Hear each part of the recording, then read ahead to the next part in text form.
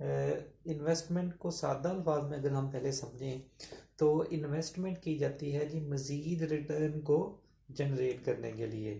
The purpose of investment is to generate return. कोई भी investment करेंगे मकसद क्या होता है?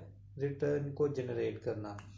तो इन्वेस्टमेंट किस टाइप की है, किस नेचर की है, ये हम आगे मज़ीद इसको डिस्कस करेंगे। जस्ट अभी इतना है समझ लें कि जो आपने पढ़ा था फाइनेंशियल मैनेजमेंट में भी पढ़ा होगा, common stock, preferred stock, debentures, bonds, treasury bills, और उसके बाद जो शॉर्ट टर्म नोट्स हैं उनमें इन्वेस्टमेंट की जा सकती है। नॉर्मली शेयर्स को लेते हैं, मार्केटेबल सिक्योरिटीज़ को लेते हैं। तो हम इन्वेस्टमेंट को डिफाइन किया, व्हाट इज़ इन्वेस्टमेंट, या इन्वेस्टमेंट क्यों करते हैं, इन्वेस्टमेंट है क्या। The purpose of investment is to generate return. Return को जनरेट करने के लिए इन्वेस्टमेंट की जाती है। अब रिटर्न टू टाइप्स का, टू कैटेगरीज में हम रिटर्न को कह सकते हैं जी। एक डिविडेंड, और ये डिविडेंड, और सेकंड है कैपिटल गेन। डिविडेंड और कैपिटल गेन। डिविडेंड आपको पता है कि जब हम शेयर्स को होल्ड रखेंगे for a specific, for a particular time period, तो इन रिटर्न कंपनी जो हमें देती है, इसको शेयर्स को होल्ड करने की बेस पे उसे डिविडेंड कहेंगे। और कैपिटल गेन क्या है? कैपिटल गेन शेयर्स की प्राइस में इजाफे को कहते हैं। फॉर एग्जांपल, आपने जब शेयर्स खरीदा उसकी प्राइस थी 100, और जब इसको बेच दिया उसकी प्राइस थी 110। तो 100 का खरीदा, 110 का बेचा, तो जो ₹10 है ये आपका क्या है? कैपिटल गेन है। इसको समराइज करते हैं। अभी हमने क्या पढ़ा बुक से रिलेटेड? अभी जस्ट सिंपल हमने कहा जी इन्वेस्टमेंट क्या है। Investment, the purpose of investment या investment is made to generate return. Investment किस फॉर्म में करनी है? शेयर्स में, बॉन्ड्स में, डिबेंचर्स में, प्रेफर्ड स्टॉक में, ट्रेजरी बिल्स में। अब इन्वेस्टमेंट में रिटर्न्स टू टाइप्स का हो सकता है, डिविडेंड और कैपिटल गेन। अब इन्वेस्टमेंट करते क्यों है, हमें क्यों ज़रूरत महसूस आई इस सब्जेक्ट को पढ़ने की, ये पूरा कोर्स आपकी जो आउटलाइन में क्यों रख दिया गया, आप इसको क्यों पढ़ रहे हैं? तो why it is necessary to study investment analysis. Investment analysis को पढ़ना क्यों ज़रूरी है?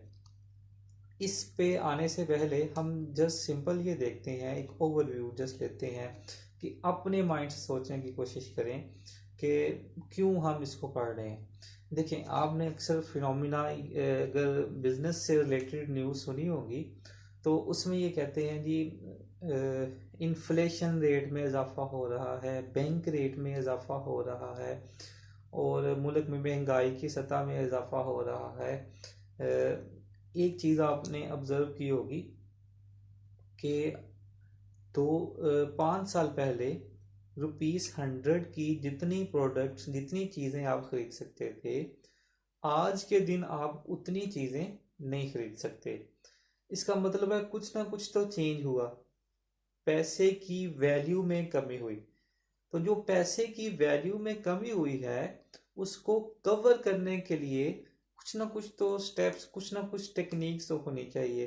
तो उसको कवर अप करने के लिए जो with the passage of time पैसे की वैल्यू में कमी होती है, तो वाइजर जो लोग होते हैं, जो अक्लमंद होते हैं, वो पैसे को कहीं ना कहीं इन्वेस्ट कर देते हैं, ताकि जितनी पैसे की वैल्यू में महंगाई की वजह से कमी हो उतना हमें रिटर्न मिल जाए, तो हमारा लॉस ना हो।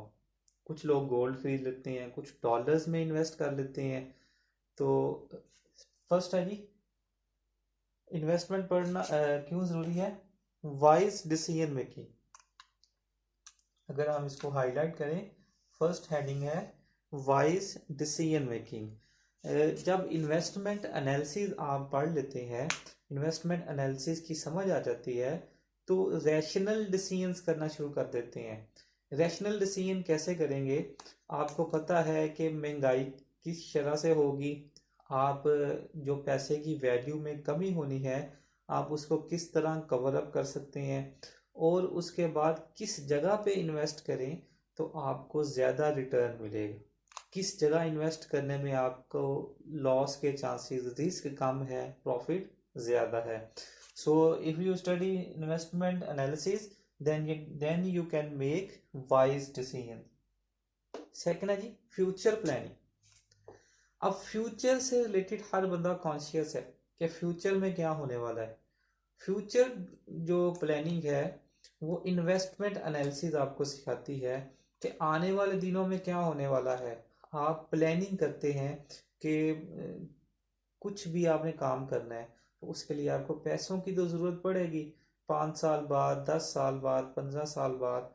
तो आप जो फ्यूचर की प्लानिंग है उसमें देखते हैं कि अभी आपके पास क्या सेविंग है, अभी आपके पास कितने पैसे हैं, और जो जितने पैसे आपको रिक्वायर हैं 5 साल बाद, 10 साल बाद, वो कहाँ से आएंगे, किस जगह पे इन्वेस्ट करें कि आपको इतना रिटर्न मिल जाए, आपका प्रॉफिट इतना हो जाए कि आप वो पर्टिकुलर काम कर सकें।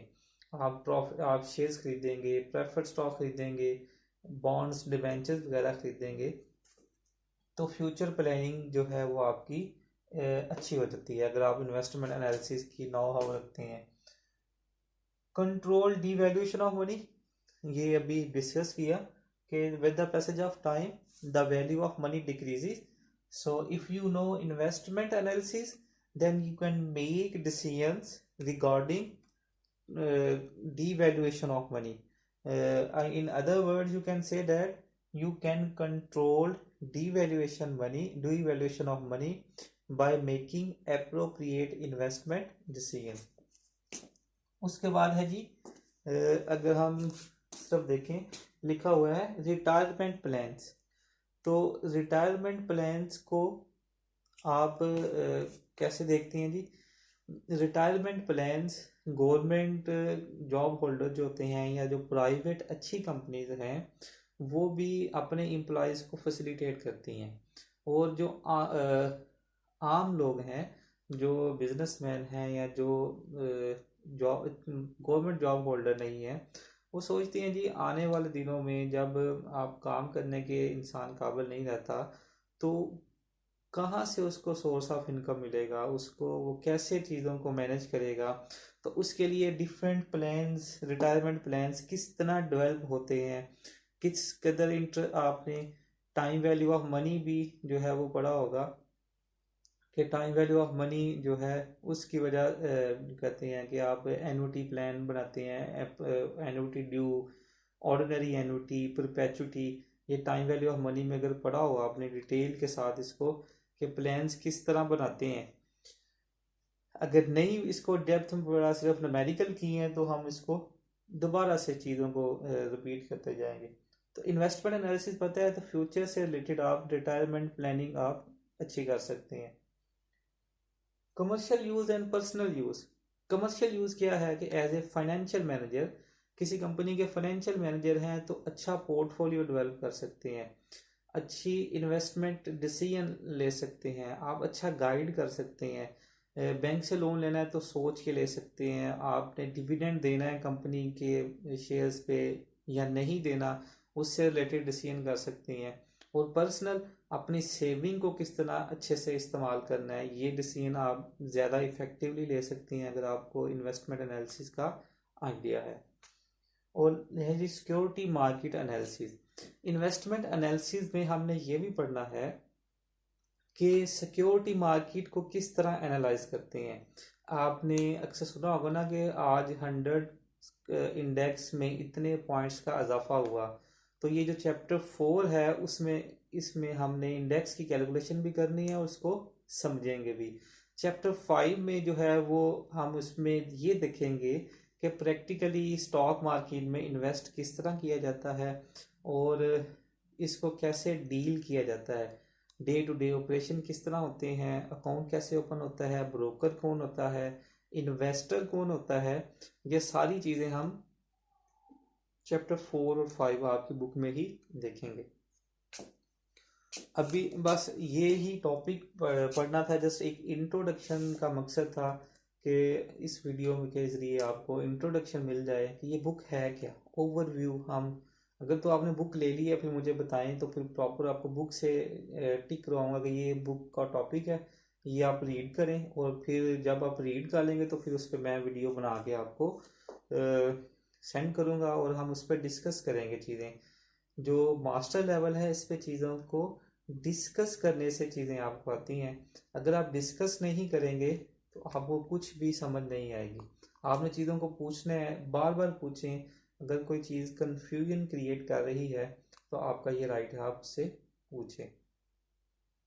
इसका क्रक्स समरी, इसका अगर हम देखें तो समरी है, इन्वेस्टमेंट क्यों करते हैं? For the purpose of making, for the purpose of generating return. Return आपको मिल जाए। रिटर्न टू किस्म का होगा, एक डिविडेंड और एक capital gain. Dividend semi annually मिल सकता है, इंटरम मिल सकता है, एनुअली मिल सकता है। कैपिटल गेन क्या है? कम प्राइस पे शेयर खरीदा, ज़्यादा पे बेच दिया। और क्यों ये सब्जेक्ट पढ़ रहे हैं? फर्स्ट हेडिंग क्या थी? वाइज डिसीजन मेकिंग करेंगे।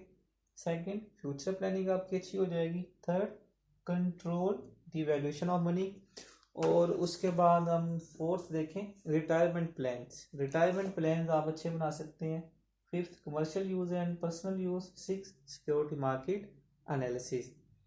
तो ये जस्ट एक ओवरव्यू। आप इसको बुक अगर आप खुद से सर्च करना चाहें, अगर बुक आप नहीं है तो आप इन गूगल पे लिखें डिफाइन इन्वेस्टमेंट। ये लिखना है आपने, इन्वेस्टमेंट क्या है, वाई वी मेक इन्वेस्टमेंट, और why it is important to study investment analysis. Just ये आपने इसको देखना है। और ये जो 6 हेडिंग मैंने लिखी हैं इससे रिलेटेड आपको नोट्स भी मिल जाएंगे, हैंडमेड नोट्स आपको मैं सेंड कर दूंगा। उसको पिक्स बना के जब फिजिकल क्लासेस होंगी तो वो आपको इसकी हार्ड फॉर्म भी मिल जाएगी।